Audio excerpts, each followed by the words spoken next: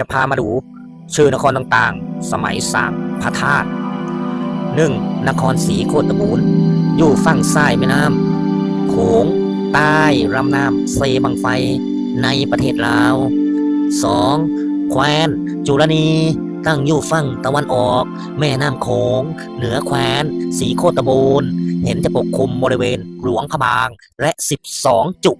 ไทยบัดนี้ 3. เมืองหนองหานหลวงอยู่ตะวันตกแคว้นศรีโคตบูรณ์เมืองหลวงตั้งอยู่ริมฝั่งหนองหานเมืองสกลนครบัดนี้